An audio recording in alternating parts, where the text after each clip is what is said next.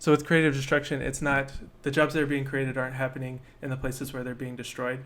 And then also the second thing, like with retraining programs, that's a thing that's often stated. So just pulling some numbers, there's 3.5 million truck drivers in the United States. It's the most common job in 29 states, and the average truck driver is a 49-year-old male with a high school education, and they're making $50,000 a year. Okay, so federal retraining programs have an effective or have an efficacy. Is that right? Is it efficacy? How efficient they are, or how effective they are? Okay. Yeah. Efficiency. Okay. Yeah. Whatever. Whatever that word. Efficiency. Of 0 to 15%. So 3.5 million people. Let's give the most charitable 15%. And even if like let's say we got that number to 80 or 90 or 99%.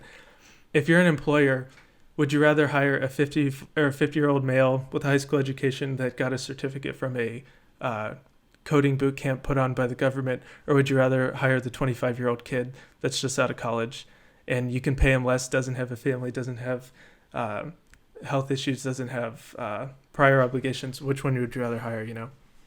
Yeah, you're right. It probably skews more towards the younger, although when we were looking to hire, that's actually what we were looking for, someone older. But I see your point there. And then how good would you say I am with technology on a scale from 1 to 10?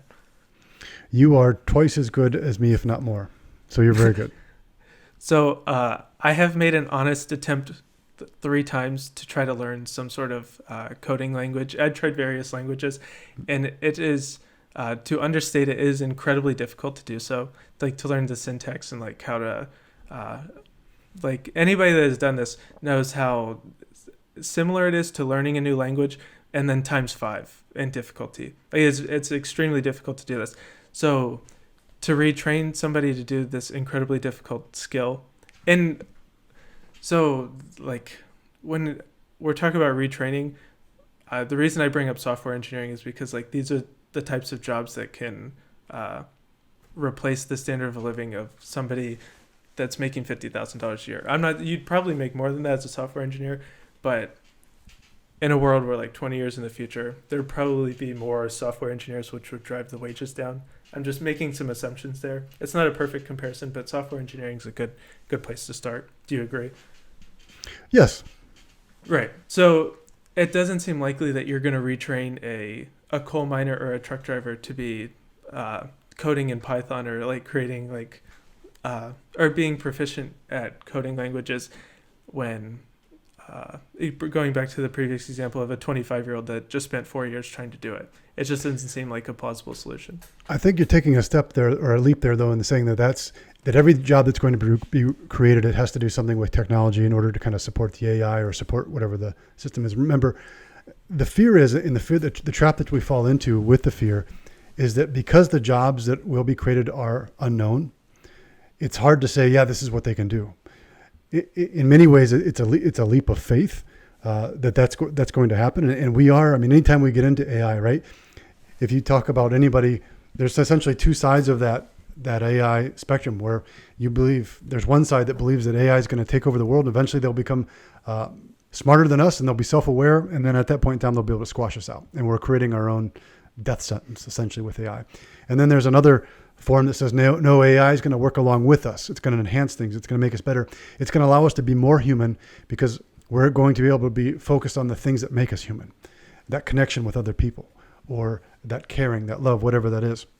So it would be a far leap to say that we're going to be able to take every 49-year-old truck driver and make him a computer programmer or something in that realm.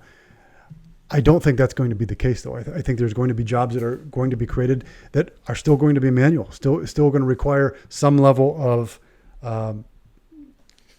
skill in order to learn them, but I don't know what those are.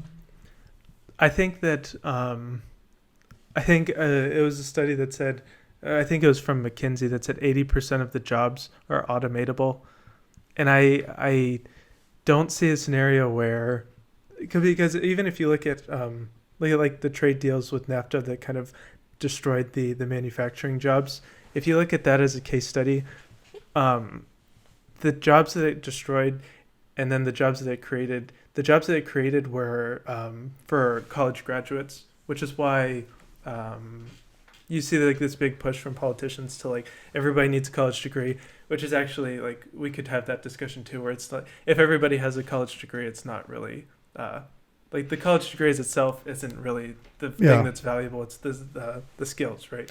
It's the skill of learning how to learn, essentially, is what I take it. It's because look at what I do for a living. I was a chemistry minor and I was an exercise physiology, biology major. Nothing remotely to do with but what it taught me was how to learn. And so if there's any skill that I want to pick up, I'm confident that I can do it. Now I'm sure there's skills that I'm too dumb to learn. I understand that. I'm probably never going to be doing the type of work that Lex Friedman is doing. Right. But that's beyond my scope. But I can learn quite a bit. If I wanted to learn to be a carpenter, I could probably learn to do that. I could learn to do concrete. I could learn maybe a little bit about computer programming, at least more than I know now. But that's the thing.